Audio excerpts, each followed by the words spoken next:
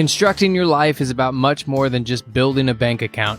Each week, join real estate entrepreneur and mindset coach Austin Linney as he interviews guests who are constructing their dream lives and impacting the world around them on a daily basis. If you're an entrepreneur or wanting to start a business, or you just want to hear motivating stories of how others have overcome the odds, you are in the right place. And now for your host, Austin Linney. Guys, welcome back to Construct Your Life. I have the honor of having Mr. Zach Schiffman here. How are you doing, sir? I'm good, man. How are you? Thanks so much for having me. It's my pleasure, dude. Thank you so much. Guys, before we get started, I want to thank dreamchasers.com for sponsoring the podcast. Thank you so much. So, Zach, we got connected by somebody through email. So I don't know much about you. I see... Is that a Peloton shirt you have on? It is. Yeah, I love it. So we're good. I like Peloton. I love doing that.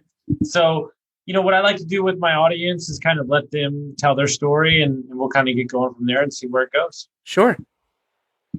So my name's Zach Schiffman. I currently live in New Jersey, just outside New York City. And I kind of have two lives. By day, I work in the network news television industry. And by night, and also, I guess, still by day, I own a photo and video activation company in the New York City area, but we also do events worldwide. And when you say photo activation company, what does that mean?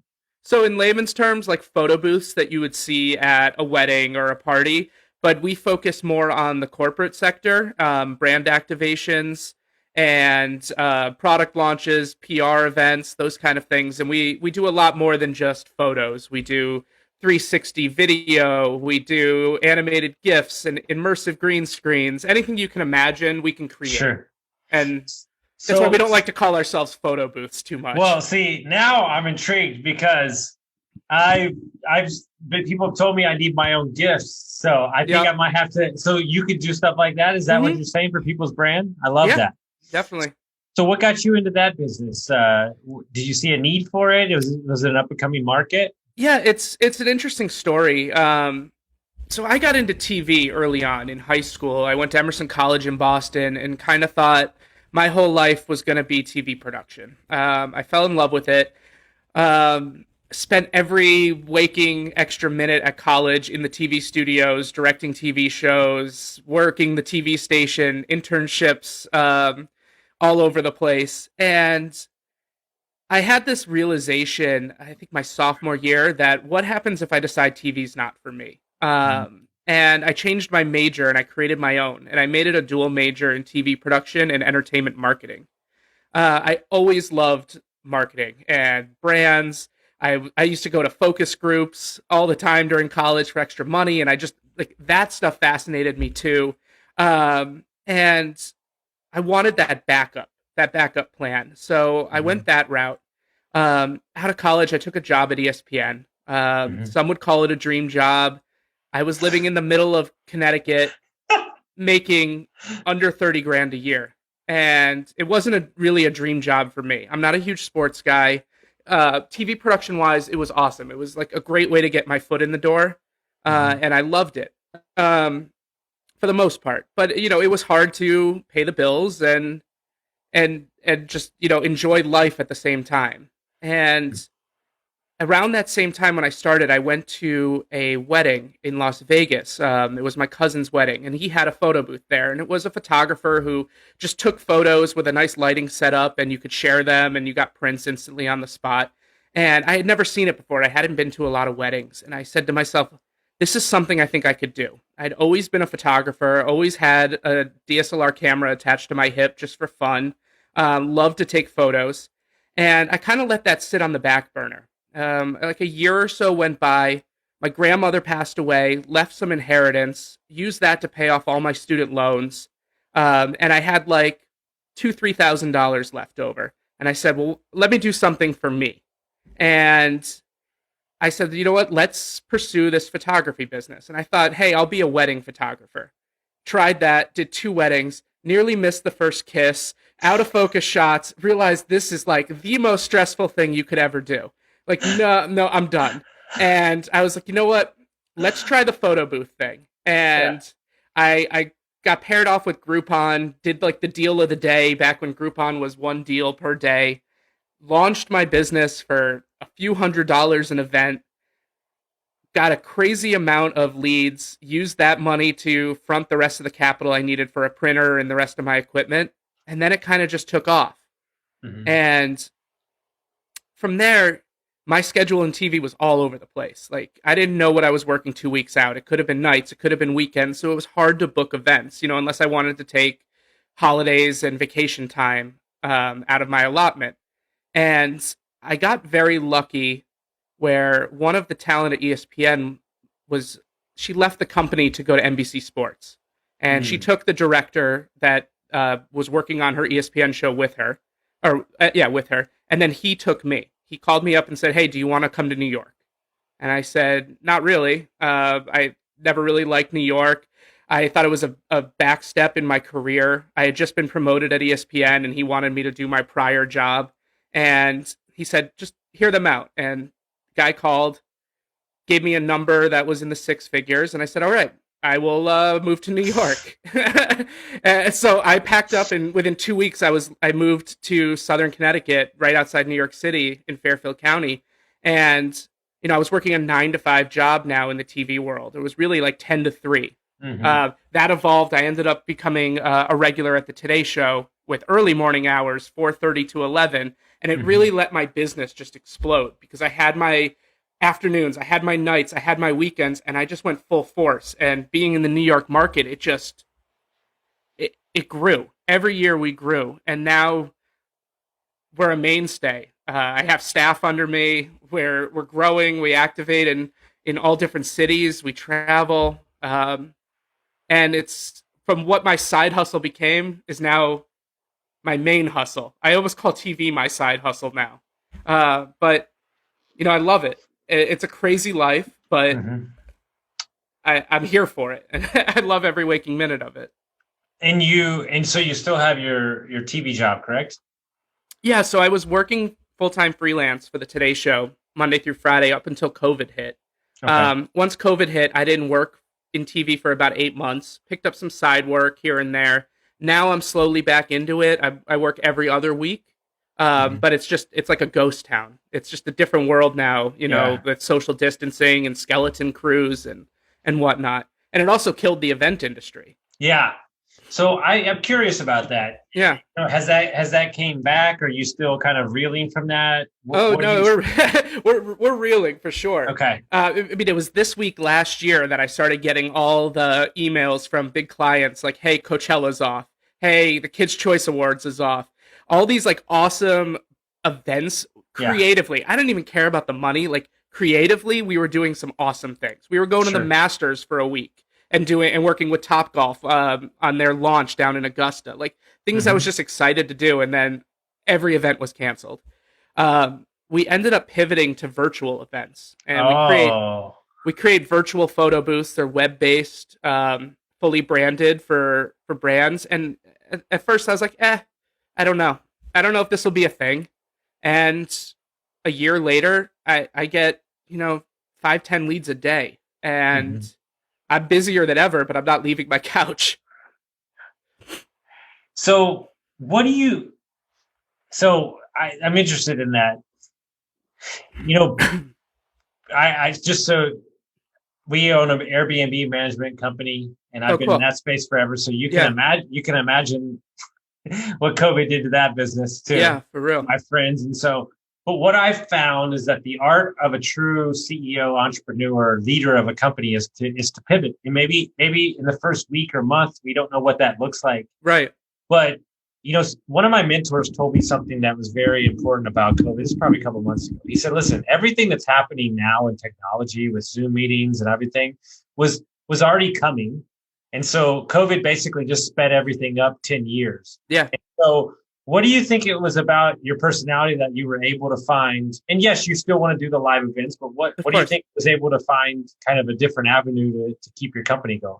Yeah, I'm a tech nerd. So, and I think having the marketing background, a lot of photo booth operators are like, they're also DJs, or they just see it as an add-on. They've never really taken a photo in their life, and they treat it as a plug-and-play system for a few $100s here and there. Mm-hmm.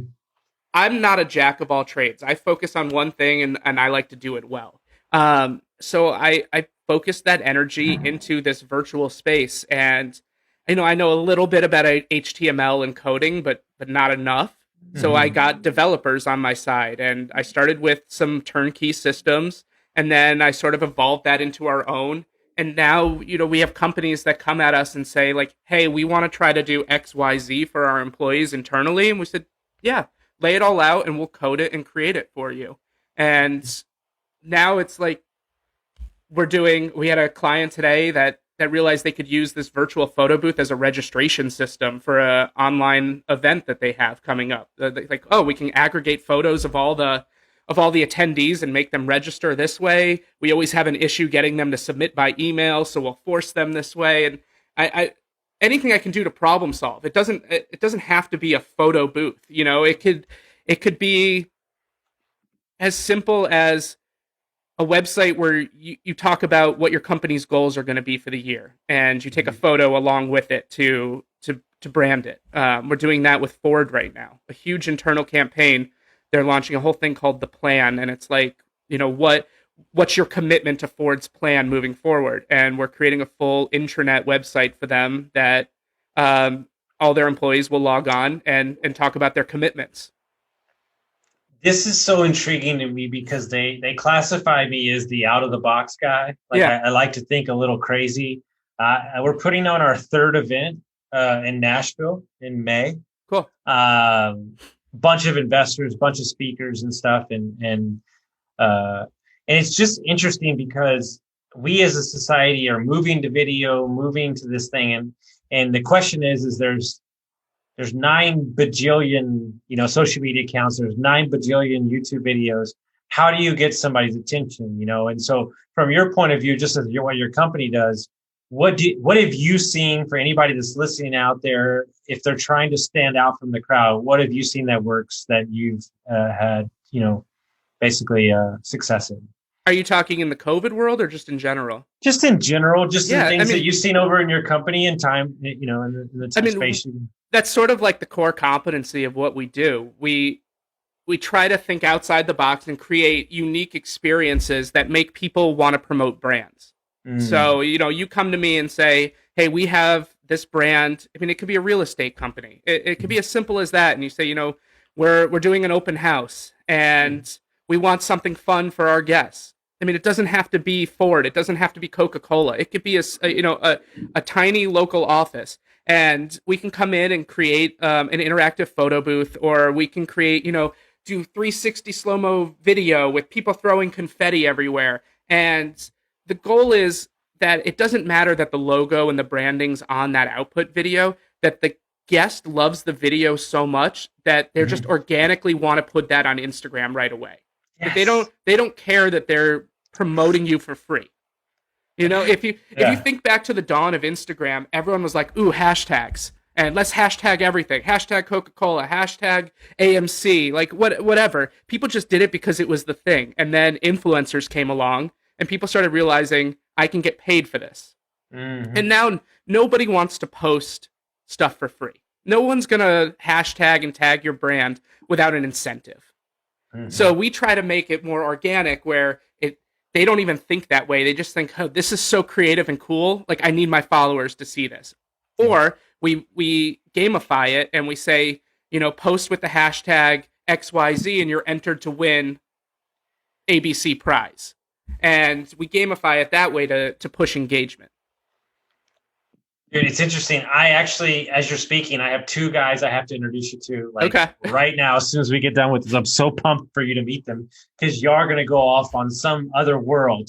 We might not see you for two days, but I have a construction company that we're launching it's changing the way that people build. Cool. And long story short, my buddy runs a virtual tour 3D company out of Sacramento for home tours, but they're getting into the reality space and VR and everything. And so what he's building us out is so basically it's going to be a time-lapse video of the assembly of the house and then pull it apart, like with all the parts. And so I'm going to post that on social media. And yeah, it's going to be great for social media, but it's actually more for our investors to show how we build something, right? And what people don't understand is if you don't understand that this is the way that everything's going, because so I'm like, I set up the meeting. I didn't even know my business partners are civil engineers. I didn't know what the hell we're doing. I just thought it was a cool thing. But what we found out is through the architecture term, the system that they're doing, they can back out the cuts that the crew will need to make. And I thought to myself, like, he's like, you just saved us like a month worth of work. And I'm like, oh, well, great. And so like, that's why I love to get in this space, because every day, like you said, every day we're finding something new that's going to speed up and be able to show, because I study the art of storytelling. Like, it's like my thing. Cool. I think brand stuff, and you have to tell your story of who you are and what you do in a different way that gets everybody to go, oh, damn. Right. And I think that's what you specialize in. And that's why I love this conversation, because it's so important to stand out, because there's a million of these, there's a million of that. And you really have to plant your flag as a business. So essentially is what you're doing like Matterport, but to like the next level of actually the build versus the final. Exactly. And so it'll be actually cutouts for our construction crew to use, so they can do the same cut over and over again, like a build out list. Oh, cool. But yeah, that's what he does. And the reason I'm thinking of you, and we'll talk offline, is that we're going to create time lapse photos with regular construction and then our builds to show the difference. And I'm thinking we're going to have a big investor event in KC or something at the sites. And I was like, I want to make it this event that everybody walks away and they're like, damn. Like, just, like where they're walking in and stuff. And it's just fun to me to be able to create, because I'm all about that. Like, I spent my whole life is creating experiences for other people, and experiences leave somebody telling a friend. Yeah. And when you tell a friend, your brand's working. Right. It's the most powerful marketing. Yeah. And people ask me that all the time, like, how do you market your business? I'm like, I really don't. I've always been word of mouth. Mm-hmm. And I've always said that's the most powerful. I've tried AdWords, I've tried this and that. I'm like, it's just a waste of money to me. Like, short of like search engine SEO, like I read like people sharing our final outputs and people talking about what we do has always been the best. There's nothing better than getting that call or email that say like, so and so from this company speaks highly of you guys, and then you just then it's just an easy sell at that point. You don't have to prove it. Exactly. And so are you, so basically, if I'm understanding correctly, you pivoted towards the virtual things, but as soon as the United States opens back up again, then you're going to go back to your events at whatever scale they are. So in essence, yes or no, and you have like two revenue streams or no? Yeah. I mean, I think virtual is going to be here for a while, or be hybrid as some are calling it, where a Vegas conference, 100,000 people that normally go, maybe 50,000 go and 50,000 attend virtually. I think there's going to be a lot of that. New York is slowly, and Jersey slowly opening back up for weddings and such, so we're seeing the brides and the couples come back for sure and start to fill out the summer. I think it's going to become a very busy end of the year. I don't see a lot of corporate clients doing in-person events probably until Q4 or Q1 of next year. I think nobody wants to be that first event where something happens and there's an outbreak. It's just bad PR. It's not worth it to them. I think companies like Ticketmaster have already said like they're not doing anything until next year. I mean, it'll be interesting to see where like concerts and stuff go for sure. Yeah, no, 100%. But I'm interested because I don't watch a ton of TV. Yeah. But if I'm not mistaken, is that an Emmy across your back? It is. Sure. Yeah. This is my Emmy for the Winter Olympics that I did Sochi back in 2014. That's amazing. TV. I mean, obviously you've got this company over here. TV must be a passion of yours. Yeah, it's still. I love my job. It's that working for the Today Show is a dream job. I've had so many once in a lifetime experiences, and like, that aspect of it is so great, and like the spontaneity of it. Like I got a call 20 minutes before I logged on with you, and it was my scheduler saying, "Hey, can you go to Austin, Texas on Thursday to do something with Al Roker Friday morning?" And unfortunately, I'm working elsewhere this week, Yeah. but I'm like, oh, I've just been dying to travel. I'm vaccinated now. I'm like, get me on a plane, and I'm like, no. But Well, it's you know why they called, right? what's that? Where do I live? Do you live in Austin? Yeah, Yeah, that's exactly. funny. See, we could have been having a drink. We could have been. Well, I'm gonna be in Costa Rica, but yes, even better, even better. No, it's interesting. I try to tell people, and tell me if this doesn't sit well with you. The art of traveling, or like the act of traveling, actually excites me more than the actual traveling. Like I could get on a plane, fly somewhere, get back on the same plane, and fly back, and I'd be like, oh, I'm good. I do love the airport experience, and Yeah, being that guy who I mean, I traveled a lot more than this past year, but like gaining gold status and having the club access and like just being that guy, like even if I just have to get my one free drink, like that stuff just excites me. I love that.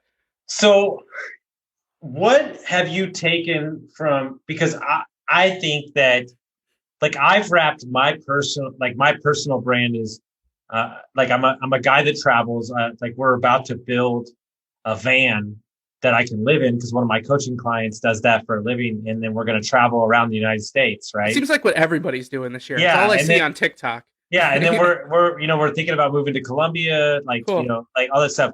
But like, what have you learned from your business and the TV business on how somebody goes about telling the story? Like, because that's what people fall in love with, is the story of why you're doing the business or why you are what you are. And I think I've done, whether it be accidentally, I've done a good story of living my brand. And so what do you tell like the corporate clients that you work with and stuff like that? Do you have to, what I mean by that is, do you have to fight a lot of what they deem as the thing, because really you're the creative juice behind it, right? That's interesting. I'm not fully sure. Because here's my problem is you understand where the consumer's coming from. They want to be intrigued and they want to be experience wise. And as a corporate brand, they sometimes they might not be up to date on the newest trend, the virtual tour. And so how do you get, when you're in that conversation with business and somebody's not seeing your point of view? There's a better question. How do you get your point across to get them on board with your idea? Thankfully, we're a visual medium, so it's very easy for me to just show past examples and try to get a point across. Because someone would be like, "I don't know what you're talking about. I don't know what an animated GIF is. I don't know what green screen means." And I can say, "Oh, Food Network." I'm like, "Give me an hour. Let me mock something up." And then I send them, a mock-up of myself transported into the Food Network kitchen app. And they were like, well, that's cool. And then we just go full steam ahead. And I have no problem being that creative, but the best is a partnership when someone comes at me with the creative idea and we can feed off each other. If, I love being pitched something and saying like, let's just tweak it this way and get to this level instead, and we could each have one idea and then our ideas merge into something even better. No, it's a great point. And so what I've noticed, and this is why I'm excited to talk to you offline, because what I've noticed is that people hang on to things that you say and they know you for that, right? Yeah. And so like I say, like one of my favorite lines is like, nobody cares, fucking work harder, right? Yeah. And so like people know me by that. And so I'm curious to hear your thoughts on the power of a gift or a saying that you can create to be a marketing brand. Like, do you see that as kind of one of the next kind of avenues to gain attention? We've been trying to change ourselves into more of a creative agency than a photo booth. And the hardest thing I think I ever did was not put a ton of thought into my company name. And, thankfully I'm not like Giggles and Smiles photo booth or like, one of those cheesy, stereotypical wedding photo booth names. I came up with Studio Z Photography, Z being Zach, and it was studio, and I was like, oh, that's fine. And then it merged into Studio Z Photo Booths, and now even though our website's still studiozphotobooths.com just because of the age of it, I rebranded as Studio Z Custom Photo Activations because I see us so much more than photo booths, and I don't want to be pigeonholed to that. I want to be that creative agency that people can turn to create those marketing ideas. That I want to be more than just, we take photos and slap your logo on it. That's a good point. I'm happy to talk about like ROI with them and analytics and reach and all, they're all the buzzwords that they love, and try to put somewhat of my marketing degree that lives in the back of my mind to good use. Yeah. And it truly is those buzzwords that activates their brain. And they're like, oh, I've heard that before. Yeah. that works. Right. And like, ultimately one of my favorite quotes is like, you position yourself or you'll be positioned. And so by tagging your brand on it and saying things like I've thought about, like, I have all these sayings that I say, and so I'm going to create like a t-shirt line, and like I have my own coffee, and like it's just because my buddies run a coffee company, and it's like Construct Your Life Coffee, and like it's fun, right? Like people are like, oh well, like I'm drinking Austin's coffee, and I'm like, I think people need to have a little more fun with their brand. And just let it be their personality, and then let it organically become whatever the hell it's going to become. Totally. Yeah, for sure. And so if people want to find out more about your company and follow your journey, how would they do that? Yeah, my website, Studio Z Photo Booths with an S at the end.com. All of our information's there. You can always reach out to me direct on the website. I'm always happy to talk and pass, ideas around. And if it's something that I personally can't do or create, I can find someone who can. And I'm not above myself to pass a client off to someone else that can do it better. No, I love that. And that's a great way to be. Guys, if you like this episode, make sure you send it out to your friends, and we'll see you next time. Thanks so much.